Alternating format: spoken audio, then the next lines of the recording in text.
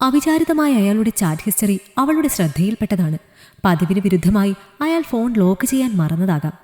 വിവേക് എന്ന പേരിൽ സേവ് ചെയ്തിരിക്കുന്ന നമ്പറിൽ വന്ന കുറേ മെസ്സേജുകളിൽ അവളിൽ ചെറിയ സംശയം ജനിപ്പിച്ചു. നാളെ വൈകിട്ട് കാണാൻ പറ്റുമോ? അത്യാവശ്യമാണ്. പാർക്കിൽ വന്നാൽ മതി. അങ്ങനെ സംശയം തോന്നി തുടങ്ങിയിട്ട് കുറച്ച് നാളുകളായിരുന്നു. അവൾ എപ്പോൾ ഫോൺ ചെയ്താലും അയാളുടെ ഫോൺ തിരക്കിലായിരിക്കും. അത്യാവശ്യ കാര്യങ്ങൾക്ക് വിളിച്ചാലും കിട്ടില്ല. ഈ അടുത്ത കാലത്ത് പതിവില്ലാത്ത വിധം തിരക്കുകളും മീറ്റിങ്ങുകളും. ചോദിച്ചാൽ MD സ്ഥലത്തില്ലാത്തതിനാൽ മുഴുവൻ ചുമതലയും അയാളുടെ തലയിലായി എന്ന് പറയും. മോൻ്റെ സ്കൂളിൽ നടക്കുന്ന ഫംഗ്ഷനൊന്നും പങ്കെടുക്കാൻ പറ്റാത്ത തിരക്ക് എന്താണെന്ന് അവളും ചിന്തിച്ചു തുടങ്ങിയിരുന്നു. സ്വന്തം ജോലി തിരക്കിനിടയിലും അവൾ എല്ലാ കാര്യങ്ങളും ചെയ്തു തീർക്കുമായിരുന്നു. അതുകൊണ്ട് തന്നെ അയാളെ സംശയിക്കാൻ തോന്നിയതുമില്ല. പക്ഷേ ഇത് കുറേ നാളായി. ഒരു പ്രത്യേക നമ്പർ വന്നാൽ മാത്രം അയാൾ വെളിയിൽ പോയി സംസാരിക്കും. തിരികെ വന്ന് അത് വിവേകാണ്, അവൻ്റെ ഒരു കാര്യം എന്ന് പറയും. ഏത് വിവേക് എന്നവൾ ചിന്തിക്കാതിരുന്നിട്ടില്ല. പ്രണയിച്ച് നടക്കുന്ന കാലം മുതൽ അയാളുടെ ഒട്ടുമിക്ക കൂട്ടുകാരെയും അവൾക്കറിയാം. അതിലൊന്നും ഈ പേര് അവൾ കേട്ടിട്ടുമില്ല. ഒന്നും ചോദിക്കാൻ പോയില്ല. ചോദിച്ചാലും ഒരു കള്ളം, അത് മറയ്ക്കാൻ മറ്റൊരു കള്ളം. വിഡ്ഢിയായി അഭിനയിക്കാൻ അവളും. അതല്ലെങ്കിലും അതേ ചൊല്ലി വീട്ടിലൊരു വഴക്കുണ്ടാക്കാൻ അവൾ ഒട്ടും ഇഷ്ടപ്പെട്ടതുമില്ല. എല്ലാം അവളായി വരുത്തി വെച്ചതാണ്. സ്വന്തം വീട്ടുകാരെ ധിക്കരിച്ച് നിശ്ചയിച്ചുറപ്പിച്ച കല്യാണത്തിൻ്റെ തലേന്ന് അയാൾക്കൊപ്പം പടിയിറങ്ങുമ്പോൾ പിന്നിൽ കേട്ട കരച്ചിലുകളോ നിലവിളികളോ അവൾ ശ്രദ്ധിച്ചിരുന്നില്ല. അവൾ പോയ അന്ന് തളർന്നു വീണ അമ്മ ആ കിടപ്പിൽ മരിക്കുകയായിരുന്നു.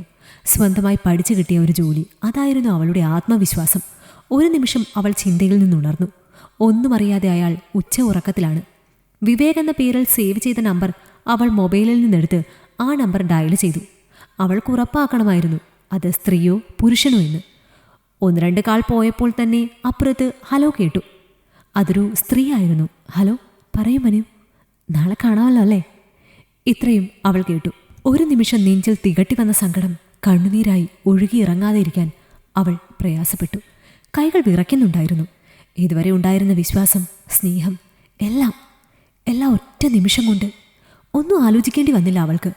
അയാളുടെ മൊബൈലിൽ നിന്ന് ഫ്രീ ആണെങ്കിൽ ഇന്ന് വീട്ടിലേക്ക് വായോ എന്ന് മെസ്സേജ് അയച്ചു.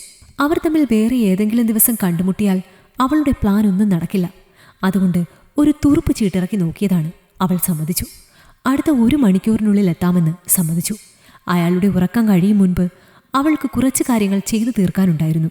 വേഗം കളിച്ചുകൊണ്ടിരുന്ന മോനെ എടുത്ത് കുളിപ്പിച്ച് ഭക്ഷണം കൊടുത്ത് റെഡിയാക്കി. മോൻ്റെയും അവളുടെയും അത്യാവശ്യം ഡ്രസ്സൊക്കെ എടുത്ത് പാക്ക് ചെയ്തു. അയാൾ അപ്പോഴും ഉറക്കമായിരുന്നു. അതെങ്ങനെയാ? ഒരു ഞായറാഴ്ച കിട്ടിയാൽ ഉച്ചഭക്ഷണം കഴിഞ്ഞ് ഒരു ഉറക്കമുണ്ട്. അത് കുറേ നീളും. തികട്ടി വന്ന കണ്ണുനീർ അവൾ തുടച്ചു മാറ്റി. ഹൃദയം പിടയ്ക്കുന്നുണ്ടായിരുന്നു. ഒരു നിമിഷം അച്ഛനെയും മരിച്ചുപോയ അമ്മയെയും ഏട്ടന്മാരെയും ഓർത്തു. അവരോട് കാട്ടിയ അവഗണന ശാപമായി പതിച്ചതാണോ എന്ന് ചിന്തിച്ചു. സങ്കടം മകൻ കാണാതിരിക്കാനായി അവൾ പാടുപെടുന്നുണ്ടായിരുന്നു. തോറ്റുകൊടുക്കാൻ അവൾ തയ്യാറല്ലായിരുന്നു. അപ്പോഴേക്കും കോളിംഗ് ബെൽ മുഴങ്ങി. അവൾ കണ്ടിട്ടില്ലാത്ത, കാണണമെന്ന് ആഗ്രഹിക്കുക പോലും ചെയ്യാത്ത ആളെത്തി.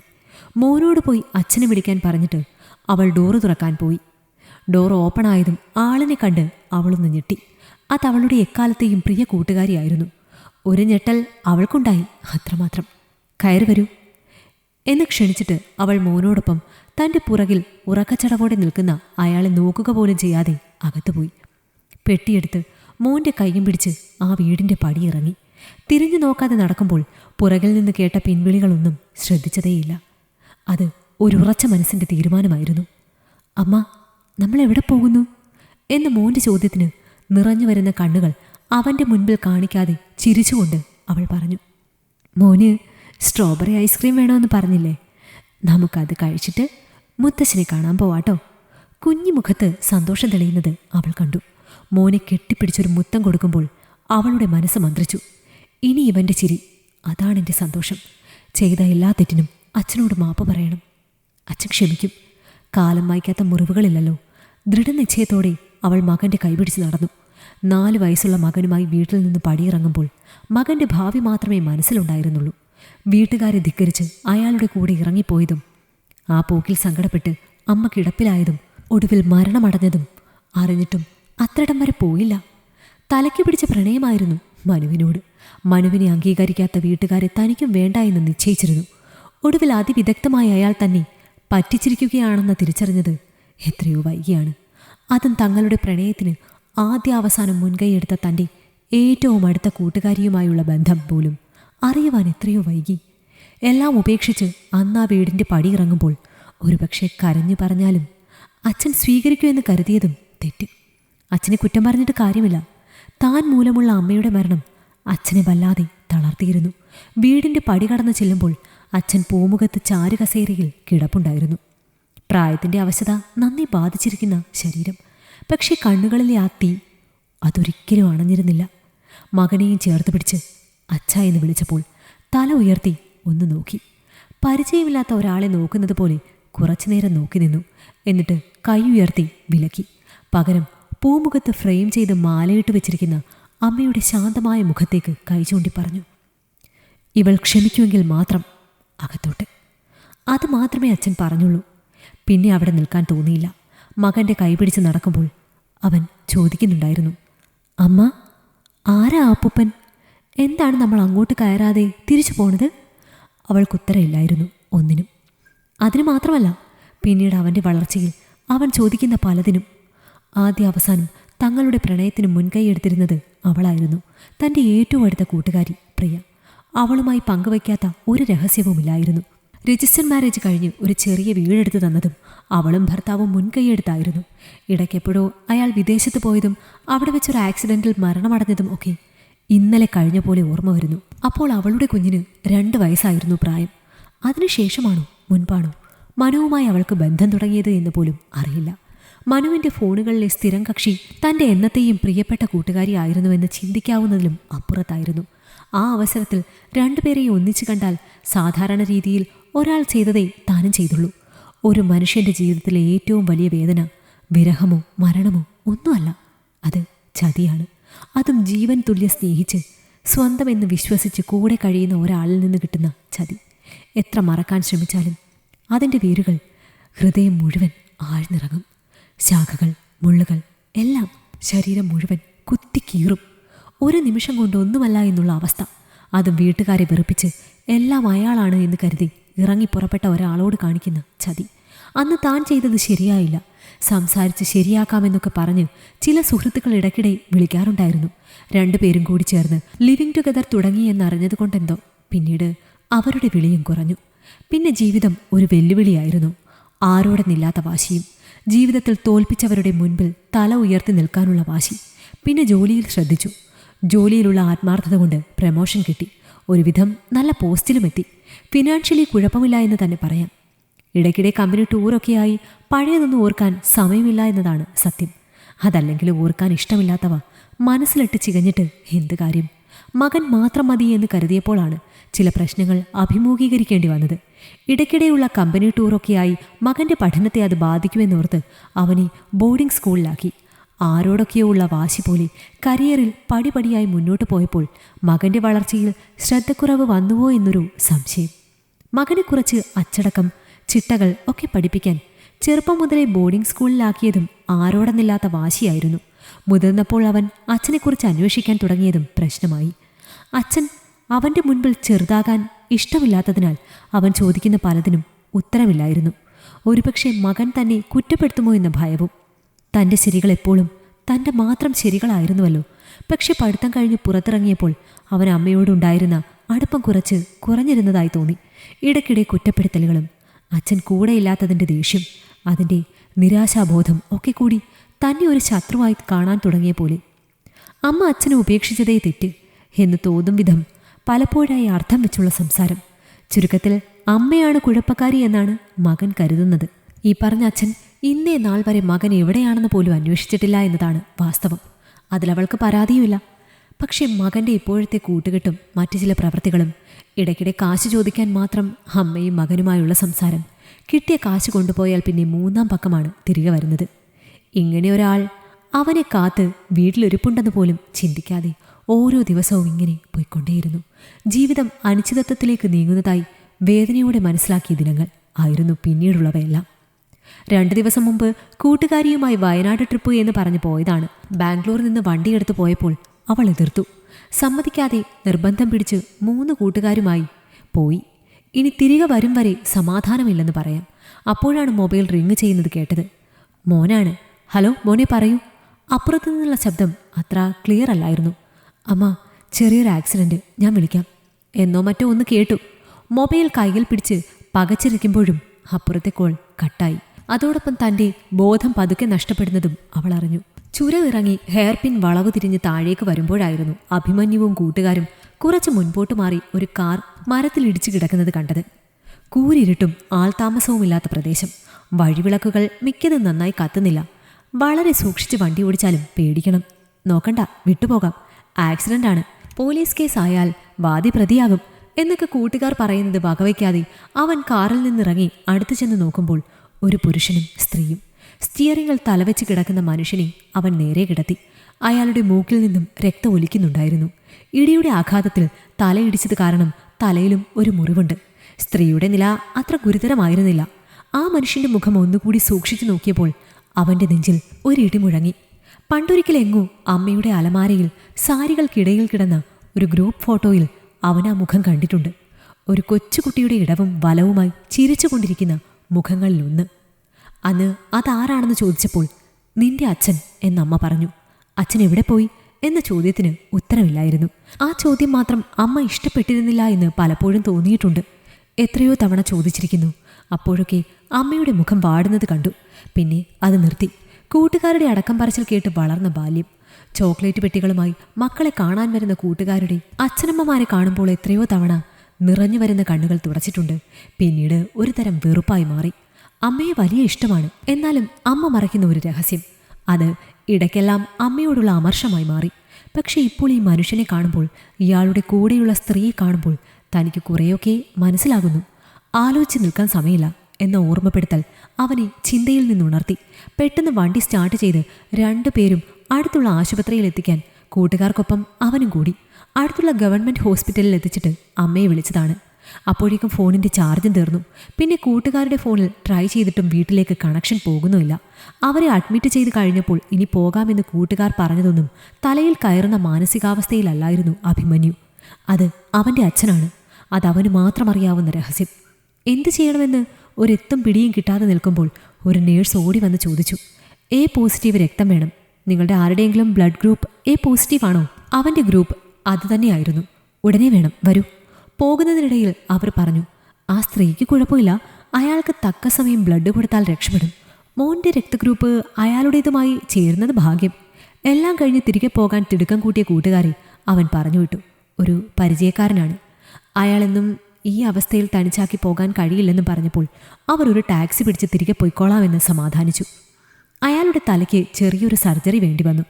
എന്നാലും തക്ക സമയത്ത് എത്തിച്ചതുകൊണ്ട് രക്ഷപ്പെട്ടു. പക്ഷെ അവനെ സംബന്ധിച്ചിടത്തോളം അതൊന്നുമല്ലായിരുന്നു അവന് വേണ്ടത്.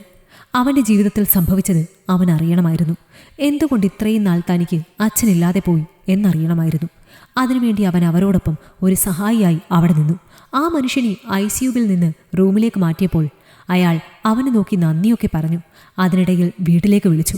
അമ്മ BP കൂടി കുറച്ച് പ്രശ്നത്തിലായിരുന്നു. മകൻ്റെ സംസാരം കേട്ടപ്പോൾ സമാധാനമായി. 2 ദിവസം കഴിഞ്ഞ് എത്താമെന്നും തനിക്കിഷ്ടപ്പെട്ട ചെമ്മീൻ റോസ്റ്റ് ഉണ്ടാക്കി വെക്കണമെന്നും പറഞ്ഞു. അമ്മയ്ക്കുണ്ടായ സന്തോഷത്തിന് അതിരില്ലായിരുന്നു. കുറേ നാൾ കൂടിയായിരുന്നു മകൻ അമ്മയോട് ഇങ്ങനെ സംസാരിക്കുന്നത്. നാളെ ഡിസ്ചാർജായി പോകാമെന്ന് ഡോക്ടർ പറഞ്ഞപ്പോൾ അവർ അവനോട് പിന്നെയും നന്ദി പറഞ്ഞു. ദൈവമാണ് അവനെ ആ സമയത്ത് അവിടെ എത്തിച്ചതെന്ന് പറഞ്ഞപ്പോൾ പിന്നെ അവന് പിടിച്ചു നിൽക്കാനായില്ല. മൊബൈലിൽ നിന്ന് തൻ്റെ അമ്മയുടെ ഒരു ഫോട്ടോ എടുത്ത് അയാളെ കാണിച്ചിട്ട് ചോദിച്ചു, ഈ സ്ത്രീയെ അറിയുമോ? അതിഭയങ്കരമായ ഒരു ഞെട്ടൽ അയാളിലും അവരിലും പ്രകടമായി. പ്രിയമത. അവരുടെ ശബ്ദം ഉയർന്നു.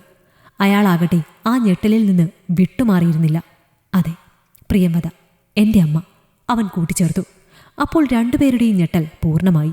ഏതോ വിചിത്ര ജീവിയെ നോക്കും പോലെ അവനെ തുറിച്ചു നോക്കി രണ്ടാളും. അയാളുടെ മുഖത്ത് വരുന്ന വിവിധ ഭാവങ്ങളും നെഞ്ചെടുപ്പും കൂടുന്നതും അവൻ ശ്രദ്ധിച്ചു. അയാൾ എന്തോ പറയാനായി ചുണ്ടുകൾ ചലിപ്പിക്കുന്നുണ്ടായിരുന്നു. നിറഞ്ഞു വരുന്ന കണ്ണുനീർ അയാളെ അതിനനുവദിച്ചില്ല. അവൻ തുടർന്നു, നിങ്ങൾ എൻ്റെ അച്ഛനാണെന്ന് മാത്രം എനിക്കറിയാം. അമ്മയുടെ ജീവിതത്തിൽ എന്ത് സംഭവിച്ചത് എന്ന് ഇന്നും എനിക്കറിയില്ല. അറിയാൻ ഒരുപാട് ശ്രമിച്ചിട്ടുണ്ട്. അമ്മ പറഞ്ഞിട്ടില്ല എന്നതാണ് വാസ്തവം. ഇപ്പോൾ എനിക്കതറിയണം. ആ സ്ത്രീ കുറേ നേരം അവനെ നോക്കി നിന്നു. എന്നിട്ട് പറഞ്ഞു, നമുക്കൊന്ന് നടന്നിട്ട് വരാം. എന്നിട്ടവർ പറഞ്ഞു തുടങ്ങി, ഞാൻ നിർമ്മല. ഞാനും നിൻ്റെ അമ്മയും അച്ഛനും ഒരുമിച്ച് പഠിച്ചവരാണ്. അവരുടെ വീട്ടുകാരെ ധിക്കരിച്ച് നടന്ന വിവാഹത്തിനും സാക്ഷിയായത് ഞാനായിരുന്നു. പക്ഷെ ജീവിതത്തിൽ വിധി എന്നെ പലവിധത്തിൽ തോൽപ്പിച്ചു. ഒരു മോളുണ്ടായിരുന്നു. ഹാർട്ടിന് ചെറിയ പ്രോബ്ലമായിട്ടാണ് കുട്ടി ജനിച്ചത് തന്നെ. ഹോസ്പിറ്റലിൽ മറ്റുമായി ഒരുപാട് പൈസ ചിലവാക്കിയിട്ടും പ്രയോജനം ഉണ്ടായില്ല. സ്ഥിര വരുമാനമില്ലാത്ത ഭർത്താവ്.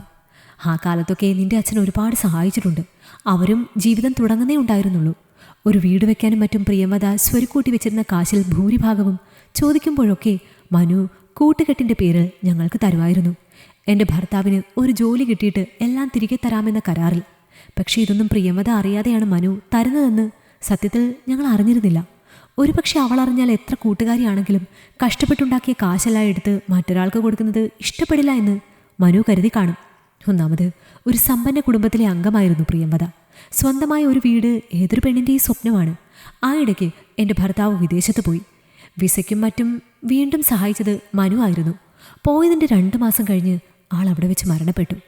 ആകെ തകർന്ന എന്നെ ആ സമയത്ത് സഹായിക്കാൻ സാമ്പത്തികമായി അത്ര നല്ല സ്ഥിതിയിലല്ലാതിരുന്ന ഇരു വീട്ടുകാർക്കും ആയില്ല. ഇടയ്ക്ക് മോളുടെ അസുഖം കൂടി. ഉടനെ സർജറി വേണമെന്ന സ്ഥിതിയായപ്പോൾ ഞാൻ മനുവിനെ വിളിച്ചു. വീട്ടിലേക്ക് വരാൻ മനു പറഞ്ഞു. പ്രിയമത അറിഞ്ഞിരിക്കുമല്ലോ, അതാവും വീട്ടിലേക്ക് വരാൻ പറഞ്ഞതെന്ന് കരുതി ഞാൻ അവിടെ ചെന്നതും എന്നെ കണ്ട് വാതിൽ തുറന്ന് അവൾ നിന്റെ കൈപിടിച്ച് പോവുകയായിരുന്നു. തിരികെ ഞങ്ങൾ ഓടിച്ചെന്നെങ്കിലും അവൾ ശ്രദ്ധിക്കാതെ ഓട്ടോയിൽ കയറിപ്പോയി. പിന്നീടാണ് ഞാൻ അറിയുന്നത് അവളാണ് മനുവിൻ്റെ ഫോണിൽ നിന്ന് എനിക്ക് മെസ്സേജ് അയച്ചതെന്നും മനു അവളോടൊന്നും പറഞ്ഞിട്ടില്ലെന്നും. എൻ്റെ മകൾ സർജറി കഴിഞ്ഞെങ്കിലും മരിച്ചു പോയിരുന്നു. തെറ്റിദ്ധാരണ മാറാൻ ഞങ്ങൾ കുറേ ശ്രമിച്ചുവെങ്കിലും അവൾ ട്രാൻസ്ഫർ വാങ്ങി ദൂരെ എവിടെയോ പോയി എന്ന് മാത്രമേ അറിയാൻ കഴിഞ്ഞുള്ളൂ. എല്ലാം ഞങ്ങളുടെ തെറ്റാണ്. ആദ്യം മുതൽ അവളോടെല്ലാം പറയണമായിരുന്നു. എല്ലാവരും ഞങ്ങളെ കുറ്റപ്പെടുത്തി. നിന്റെ അമ്മ അറിയാതെ മനുവിന് ഞാനുമായി ബന്ധമുണ്ടെന്നായിരുന്നു നാട്ടുകാരും പറഞ്ഞ് ചില്ലറയല്ല ബുദ്ധിമുട്ടിച്ചത്. ആ സമയങ്ങളിൽ നിന്റെ അച്ഛൻ ഞങ്ങളെക്കുറിച്ച് ഓർത്ത് വിഷമിക്കാത്ത ദിവസങ്ങളില്ലായിരുന്നു. പിന്നീടെപ്പോഴോ ആരും തുണയില്ലാത്ത എനിക്കും മനുവിനും ഒരു ജീവിതം വേണമെന്ന് തോന്നി. അതല്ലെങ്കിൽ സമൂഹത്തിന് മുൻപിൽ ഞങ്ങൾ ഒറ്റപ്പെട്ടേനെ. അങ്ങനെയാണ് ഒന്നിച്ച് ജീവിക്കാൻ തോന്നിയത്. അവർ പറഞ്ഞു നിർത്തി. അഭിമന്യുവിൽ നിന്ന് ഒരു ദീർഘനിശ്വാസം ഉയർന്നു. അവനൊന്നും പറയാനുണ്ടായിരുന്നില്ല. ആരെയും കുറ്റപ്പെടുത്താൻ പറ്റില്ല. വിധി പലപ്പോഴും അങ്ങനെയാണ്. അത് നമ്മൾ അറിയാതെ വല്ലാത്ത ഒരു നിസ്സഹായ അവസ്ഥയിൽ കൊണ്ടുചെന്നെത്തിക്കും. എന്നിട്ട് ദൂരെ മാറി നിന്ന് വിദൂഷകനെ പോലെ അട്ടഹസിച്ച് ചിരിക്കും. അവൻ അച്ഛനെ ഒന്ന് കാണണമെന്ന് തോന്നി ഒരിക്കൽ കൂടി. അവരോടൊപ്പം തിരികെ ഹോസ്പിറ്റലിൽ ചെന്നപ്പോൾ നേഴ്സ് ഓടി വരുന്നുണ്ടായിരുന്നു. നിങ്ങൾ എവിടെയായിരുന്നു? അദ്ദേഹം തിരക്കുന്നുണ്ട്. എന്തോ ബുദ്ധിമുട്ട് പോലെ. തിടുക്കത്തിൽ നടന്ന് റൂമിലെത്തി. എന്തോ പറയാൻ വിതുമ്പുന്ന ആ ചുണ്ടുകൾ പതിഞ്ഞ ശബ്ദത്തിൽ മോനെ എന്ന് വിളിക്കും പോലെ അവന് തോന്നി. കൈകൾ കൂപ്പി അവനെ തൊഴുന്നുണ്ടായിരുന്നു. ആ കൈപ്പത്തികൾ സ്വന്തം കയ്യിലൊതുക്കുമ്പോൾ അവൻ്റെ കണ്ണുകളും നിറഞ്ഞു. അച്ഛ എന്നൊരു വിളി അവനിൽ നിന്നുണ്ടായി. പെട്ടെന്ന് സംയമനം പാലിച്ച് പറഞ്ഞു. അച്ഛ, ഞാൻ പ്രിയമതയുടെ മകനാണ്, എൻ്റെ അമ്മയുടെ. എനിക്ക് കിട്ടാതിരുന്ന സ്നേഹത്തെക്കുറിച്ചോർത്ത് ഞാൻ എത്രയോ കരഞ്ഞിരിക്കുന്നു. ഒരുപക്ഷെ എന്നെ ഉറക്കിക്കിടത്തി തലയിണയിൽ മുഖം അമർത്തി കരഞ്ഞു എൻ്റെ അമ്മ. എത്രയോ രാത്രികൾ തള്ളി നീക്കിയിട്ടുണ്ടാകാം. നിങ്ങൾക്കിടയിൽ സംഭവിച്ചത് എന്തു തന്നെയായാലും നഷ്ടം എനിക്കും എൻ്റെ അമ്മയ്ക്കും മാത്രമാണ്. അച്ഛന് പുതിയൊരു ജീവിതം കിട്ടിയപ്പോൾ അമ്മ ജീവിച്ചത് ഒരു വിധവയുടെ ജീവിതമാണ്. എന്തൊക്കെ ന്യായീകരണങ്ങൾ പറഞ്ഞാലും അച്ഛൻ ചെയ്ത തെറ്റ് അമ്മയുടെ ഭാഗത്തു നിന്നായിരുന്നുവെങ്കിൽ അച്ഛൻ ക്ഷമിക്കുമായിരുന്നു. അച്ഛന് ഒരുപക്ഷെ ആ സാഹചര്യത്തിൽ അമ്മ ചെയ്തതേ ചെയ്യൂ. ഒരേ കാര്യം ആണും പെണ്ണും ഒരുപോലെ ചെയ്താൽ പെണ്ണിന് മാത്രം ജീവിതകാലം മുഴുവൻ പഴി കേൾക്കുന്നത് എന്ത് ന്യായം? ഇത്രയും നാൾ ഞങ്ങൾ എങ്ങനെ ജീവിച്ചു എന്ന് അന്വേഷിക്കാത്ത ഒരാളെ എന്തിൻ്റെ പേരിൽ എനിക്ക് ഇഷ്ടപ്പെടാൻ കഴിയും? എനിക്കിപ്പോൾ ഒരുതരം മരവിപ്പാണ്. പൂരിപ്പിക്കാതെ കിടന്ന ഒരു കടങ്കഥയുടെ ഉത്തരം കിട്ടിയ പോലെ. എൻ്റെ അഭിമാനമാണ് എൻ്റെ അമ്മ. അച്ഛനോട് എനിക്ക് വെറുപ്പായിരുന്നു. ഇപ്പോഴൊന്നും തോന്നുന്നില്ല. ഞാൻ അച്ഛനെ കണ്ടത് അമ്മയോട് പറയില്ല. എനിക്ക് അമ്മയുടെ മാത്രം മകനായി ജീവിക്കാനാണിഷ്ടം. തിരിഞ്ഞു വാതിൽ കടക്കുമ്പോൾ മോനെ എന്നുള്ള പിൻവിളി അവൻ കേട്ടില്ല. അവൻ മനസ്സിൽ അച്ഛന് മാപ്പ് കൊടുത്തിരിക്കുന്നു. കാർ സ്റ്റാർട്ട് ചെയ്ത് ചുരമിറങ്ങുമ്പോൾ എത്രയും പെട്ടെന്ന് അമ്മയുടെ അരികിലെത്തണമെന്നും അമ്മയുണ്ടാക്കിയ തനിക്ക് ഇഷ്ടപ്പെട്ട ചെമ്മീൻ റോസ്റ്റ് കഴിച്ച് ഇതുവരെ അമ്മയെ വിഷമിപ്പിച്ചതിന് അമ്മയെ അത്രത്തോളം സ്നേഹിക്കണമെന്നും മാത്രമായിരുന്നു ചിന്ത. അച്ഛൻ ഇത്രയും നാൾ തൻ്റെ ഒപ്പം ഇല്ലായിരുന്നു. ഇനിയും വേണ്ട. അതെ, താൻ പ്രിയമതയുടെ മാത്രം മകനാണ്, തൻ്റെ അമ്മയുടെ. ചുണ്ടിൽ ഒരു മൂളിപ്പാട്ടുമായി അവൻ അമ്മയെ വിളിക്കാൻ മൊബൈലെടുത്തു. കോൾ അറ്റൻഡ് ചെയ്ത അമ്മയോട് പറഞ്ഞു, അമ്മ 2 ആഴ്ച ലീവെടുത്തു ഓഫീസിൽ നിന്ന്.